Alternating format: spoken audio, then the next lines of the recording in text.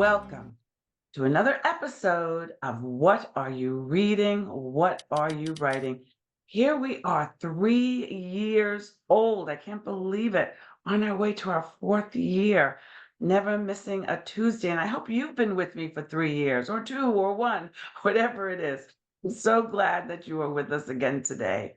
I am your host, Karen E. Osborne, author of women's suspense novels, Getting It Right, Tangled Lies, Reckonings, and my historical fiction, True Grace. And I'm excited to introduce you to my guest today. So, Kim McCollum. Hey, Kim. Hello. Thank you so much for having me, Karen. Oh, I'm delighted to have a chance to speak to you. Kim is a short story writer. She's been writing and have short stories published. I know you've heard me talk about my son, who's a published short story writer as well. And I've written so many short stories, and only one has been published. So I want to hear all about that. It's a whole art being a short story writer. And she's also a debut novelist. And her new book is called What Happens in Montana? A girlfriend's reunion at a haunted, holistic hot springs retreat in Montana leads to spilled secrets and betrayal. Does it also lead to murder? Doesn't that sound good? So before we delve into the book itself, tell our audience a little bit about your writing journey. Sure. Well, I graduated from Barnard College, part of Columbia University in New York, and followed what my parents told me I was supposed to do and went to work on Wall Street. Did that for a few years, absolutely hated it. Then I ended up staying home to raise kids. I have five, a blended family of five kids, so I was really busy with that. And then they started leaving, and I thought, well, now it's my turn. What have I always wanted to do? And it was writing. English was always my favorite subject in school. I loved writing, but my parents said that's not practical. Don't do that. So I finally get to do what I love to do. That is awesome. So you started with short stories Yes. first. And so there is a real difference, isn't it? Many of our watchers are writers, they're readers, and they probably read both. So what's now, can you tell me a little bit from your perspective of what's the difference in writing short stories versus versus writing a novel? So my short stories came out of a lot of classes I was taking. I was taking classes towards my MFA and ended up changing my mind on that. But yeah, through Harvard, which was wonderful, I met amazing people. But there's a lot of short stories involved when you're studying, and I think it really forces you to hone your craft because it is really difficult to have a whole story in a short amount of time. I really like the luxury of a novel where you have time to, develop these characters and really get to know them. As I'm writing a novel, the characters kind of have their own voices and their own life, and they start to kind of take over and tell me what's going to happen next. I might have an idea, but it's crazy how I'm sure you've had that happen where your characters are like, nope, we're going to do this. And Yeah. that doesn't really happen in short stories because you just don't have the time. So Mm. I That's a prefer, very interesting. oh, go ahead. I'm sorry. Oh, that's Just okay.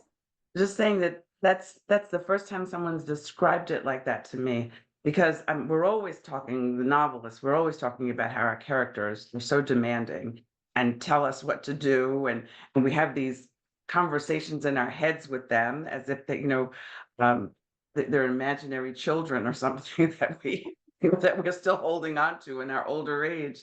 But that's the first time I've heard someone say that that doesn't happen in a short story, and that makes perfect sense when I think of all the short stories I've written, many unpublished, but all those short stories I've written, characters have never taken me places the way that my novel characters do. So that's intriguing. I like that. Yeah. So, what inspired now you're moving from short story to the luxury of novel writing. What inspired this particular book? Well, it was three things really. First, it was girlfriends. I have this, the girlfriends in What Happens in Montana are based off of real girlfriends I've had since my babies were babies, and now they're all heading off to college. And we do reunions every few years. And those are the kinds of friends where you haven't seen each other, or even maybe talked for a year, and you get together and it's as if no time went by. So yeah, I just love the power of those kinds of friendships. So I knew I wanted that to be part of the story. But then I was also fascinated with some of Montana's women's history, especially 18% of Montana's original homesteaders were single women. Can you imagine Wow. coming out to Montana where it's like -40 and as a single woman in the late 1800s? So I wanted to write about that. And then the third thing, the final thing that made the two ideas kind of come together was the location. We were detoured and to our normal place that we go for the lake in the summer, and we went around and there's this big, huge mission style building, which is not typical for Montana at all. And I asked my husband, who's lived here 30 years, what is that? And he said, oh, that's the haunted hot springs. And I thought, oh my gosh, this is perfect. My girlfriends will go to this, haunted kind of strange place, holistic, and it's dry, although they sneak in some booze. And I could have the ghost tell the story of coming to Montana. So I used that as the historical fiction and had the girlfriends do their reunion at this retreat. So it's a dual timeline kind of story? You Yeah, both I guess you could, yeah, I would say that because the ghost tells her story. They can't hear her, but she is kind of gaining strength through the retelling of her story. She was murdered at the retreat over 100 years ago. So she is telling her story, and kind of that's how she gains some strength to do what she needs to do. wow, that is so cool. So is the ghost your main protagonist, or is one of the girlfriends the main protagonist? Actually, I mean, they kind of there's four POVs that kind of have relatively equal time, but in terms of who I feel really is telling the story, it's Maud. She's the almost 80-year-old chef. She's cantankerous whiskey swigging Maud, I like to call her. So she kind of steals the show. So I just love that. I love that you have an 80-year-old protagonist. I can't tell you how joyful that is to me. I'm 76. And so you having an 80-year-old protagonist is so cool. The oldest woman I've written about in my murder mystery, Tangled Lies, she's 70, and she's the protagonist. So tell us about Maud. What do you love about Maud? And what kind of worries you about her? What I love is that her best friends are her dog and this ghost. So she's definitely much more of kind of a keep to herself kind of person. But when she does talk, she just tells it like it is. And I think that's kind of fun, when you write older characters, a lot of, they don't care, who cares anymore? I can say whatever I want. I've lived on this planet long enough to be able to voice my opinion. And so I think of her, she's kind of a combination of my grandmother, who was a Spitfire, definitely that kind of woman. And I thought about Betty White. So yeah. Great role model, actually. Anyway, that sounds really awesome. Now, does she have any flaws? Is there anything is she a flawed character, or is she just all 100% good, or She's definitely flawed. She's her keep to herself and wanting to kind of be a loner is a flaw because we all need people, and it's great to love your dog and a ghost, but there comes, you should have some real people in your life as well. You got to have your team. So she reluctantly gets involved with this group of girlfriends. And yeah, that's one of her flaws. And I guess she's pretty, set in her ways. She's pretty darn stubborn. So that's Mm, another flaw, I guess. yes, yeah, yeah. Complex characters that are always make the most interesting reading. And the girlfriends, so how old are the girlfriends? They're in their late 40s. I think one of them had just turned 50. So Okay, yeah, right so about the the age that Maude's children well, no, well, I don't know. That's a lot of years. Maybe sh if she had children at a very late age, yeah, it would it be. could be, 850, 80. She'd be 30, when she had him. So yeah, that could work. Yeah. Sounds pretty good, yes. So so now that you've got the bug, now that you have written a beautiful and exciting novel, what's next? Gosh, I actually just talked to my developmental editor and scheduled and towards the end of July for my next novel to get its developmental edit. So it is called Harriet Hates Lemonade. It's the highest praise I've gotten from this first book was about character development, and they love kind of the quirky voice of Maud in particular, but just in general. So I really leaned into that with this one, and I think of it as a mix of a man called Uva or Ove, however, I've heard it Mhm. pronounced multiple ways, and Eleanor Oliphant is completely fine. Nice, nice. Wow, so you're finished it and you're almost finished it and ready to send it to someone to look it over and give you some feedback. Yeah, yeah, That's I'm not quite finished, but I figured picking that date will make me get finished. yeah, yes, I that's where I am. I'm have a date, and so I need to get finished my newest novel. Um, so, this is what are you reading? What are you writing?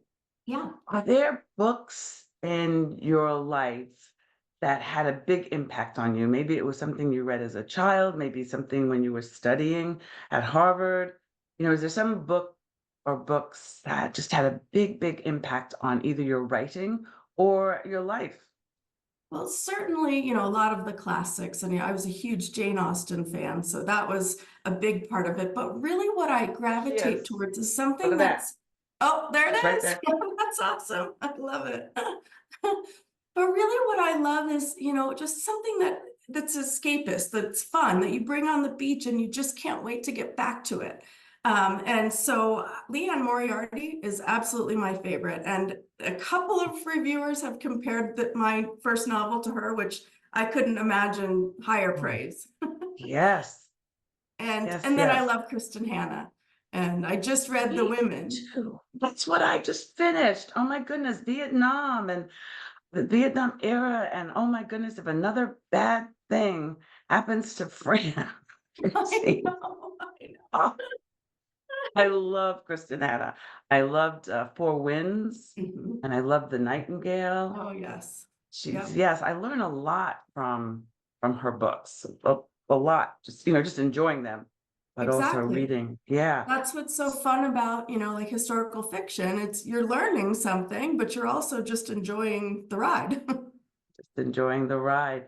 And is there anything that you've recently read? Well, you said you just got finished reading The Women. Is there anything else that you just recently read that you can recommend to our audience? Well, and I'm sure it's been recommended a bunch of times, but one of my all-time favorites, because I love quirky characters, is Remarkably Bright Creatures by Mm, Shelby Van Pelt. And then I'm reading, it's not brand new, but The Rosie Project. I don't know that one. It's by Graham, let's see, how do you, Simpson, I think is how you say his last name.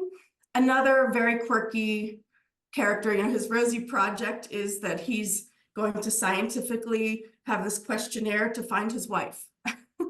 Oh, That it one's is fun. And fun. then, I need to give a shout out to another Black Rose writing author because I'm about 3/4 through her book and I am loving it. It's Courting the Sun by Peggy Jo Yes. Williams. Yes, I just interviewed her. She'll has she been on yet? Can't remember if her episode was posted or not. But yeah, what an intriguing story, and her cover is gorgeous. Gorgeous, yeah. It's Yes, really well done. It is definitely one that I can't wait to get back to whenever I have time. that sounds excellent. Right. So as people out there are now totally intrigued by your book and they're intrigued by you personally, how can they connect with you? Well, certainly my website, and there's a place, contact at the bottom, and it comes directly to my email, so I'm able to And what's your respond. So website? What it's kim-mccollum.com. okay, dash McCollum. Dash between, yep, Kim, and then Okay. McCollum is McCollum. And so the website is great, probably the best and easiest way to find me. Yes, and they can find your books from there. Yes, I have links to both Amazon, Barnes and Noble, or Black Rose Writing directly. And I just finished a 2-week cross-country tour with another author. So our books Oh, tell are us about that. it was a lot, definitely a lot. We went from Montana to Maine in 2 weeks. So, and we tried to do both independent and Barnes and Noble at almost every stop. So we had, I think it was 24 stops along the way. And some were just incredible where we sold out and people were just so wonderful and intrigued, and others where you felt like a used car salesman. And and so you had to stay at, like, hotels all along the way, and Yep, yep. so that was an We expensive tour. It it was. I mean, we split it, but yeah, we talked about that we're so lucky. The only way to really get your book in brick and mortar, unless you're with the big five or like a Kristen Hanna, is if you do these signings. So we thought, this is our debut novel. I had met this other author at a New York pitch conference where we were pitching agents years ago. And so we thought, what a wonderful way to celebrate having finally published our novels. And so we did it, and we listened to Demon Copperhead the whole way, which is another fantastic book. Sounds like so much fun. That sounds awesome. Well, and did you put any pictures or anything on your website from your Um, Gosh, I don't know if I put that many on my website. I should. I put them more you on should. social media, like Yeah, Facebook. add them to your website so people can see all the wonderful places that you stopped and Yeah, ask you good about idea. it. Good idea. Want to thank you so much, Kim, for joining us. And I want to thank all of you out there for joining us. I hope that you will follow Kim, that you will subscribe and contact her on her website, that you'll follow her on social media, that you will, and I hope you're already following me on Instagram and Twitter and Facebook, on my Facebook author page. And please, when you do contact Kim, let her know that you met her here. What are you reading? What are you writing? Have a great week, everybody, and I'll see you next Tuesday.